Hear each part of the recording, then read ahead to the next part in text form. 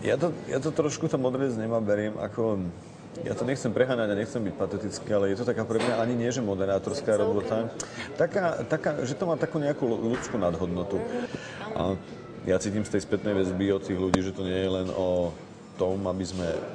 Že tí ľudia sa tešia nielen preto, že sa na to pozerajú ako na televízny projekt, ale že zrazu sú konfrontovaní s nejakou, ja neviem, sociálnou skutočnosťou alebo ľudskou skutočnosťou nejakých ľudí alebo s nejakým ich problémom, že ich to trošku zamyslí sa, alebo teda donútia aj zamyslieť sa nad vecami a mnohokrát sú z toho takí dojatí a to ma tak ako teší. No. Ja napríklad po každom príbehu, nie po každom, ale takmer po každom dieli, aspoň na jeden príbeh sa tí ľudia naviažu tak, že nám reagujú v tom zmysle, že by proste chceli pomôcť. Ako veľa tým ľuďom, ktorých sme ukázali, tak pod vplyvom toho sa im proste ozvali ľudia, ktorí sa stali, povedzme, sponzori malého, šikovného muzikanta, alebo povedzme pomohli rodine v utekáči, alebo sa vypytovali na Vianočnom dieli, sme mali toho malého chlapca, čo dostal elektriku, tí z Lentvory, takže strašne veľa ľudí chcelo kontakt na nich.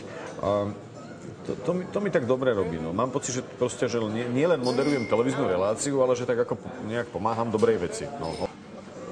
My to hráme naozaj na prekvapenie pre tých ľudí. Tam oni nie sú informovaní dopredu o ničom. My kontaktujeme človeka, ktorý napíše pre niekoho, ale to pod trestom smrti ho zaväzujeme, že on nesmie nič povedať tomu človeku. To práve ja tak obdivujem, že vlastne ako to robíte, že sa vám podarí jednoducho, aby sa skutočne ten človek nič nedozvedel, lebo ono je to dosť ťažké, že mu to nikto neprezradí. Viete, čo poviem rovno? My jednoznačne tým ľuďom, ktorých kontaktujeme, hovoríme, ale ak sa to ten človek dozvie, tak my zastavíme to nakrúcanie. A viem, že je to možno také kruté, ale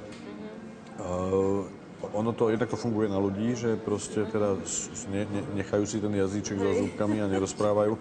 A druhá vec je tá, že viete, no, my robíme televíznu reláciu, to znamená, my sa nemôžeme nechať pripraviť o to prekvapenie, len preto, že niekto ho chce povedať skôr, než je to potrebné. No. A tak zase ja si myslím, že tá televízia má rešpekt, že keď už nikoho vyberiete, tak už zase... To áno, ale sú ľudia, ktorí si nedajú, viete, pokoj, ako aj sa nám už potom tak, ako sa stalo, že sme zrušili nejaké nakrúcania, že ten človek sám pod vplyvom nejakej ťažoby svedomia ako zavolal deň predtým, že viete čo, nechoďte, že ja som to už mu povedal a tak. To som sa chcela spýtať, že sa vám to boli také, no, super.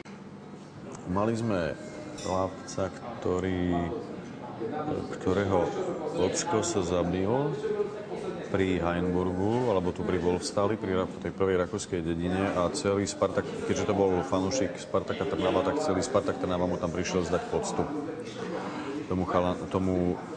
Tomu vlastne fanúšikovi mŕtvemu a tá podsta bola vlastne pred očami vlastne tej mladej vdovy, 23-24 ročnej proste ženy a jej malého syna, ktorého oni zobrali za čestného člena klubu a vlastne z tohto jej manžela si urobili takého akože patrona klubu a tak. A bolo také veľmi pekné, také dojímavé a to sme už mali pripravené na celý ten Spartak Trnava bol pripravený, všetci boli pripravení, no a žena nám vlastne zavolala, že nemôže, to ona nevedela, že čo sa deje, čo sa tam bude diať v tom štúdiu, ale povedala, nemôže prísť v ten termín, lebo chalan dostal slepé črevo a proste akutne bol v noci operovaný. No tak a to bolo 2 dni pred nakrúcaním toho štúdia, takže teraz rýchlo chaos, ďalší príbeh, čo máme, no tak toto máme nakrútené, tak poď rýchlo to musíš zostrihať v tej strižni, tak režisér tam potom je celú noc, dáva to tam dokopy, aby ten príbeh bol vlastne hotový. No.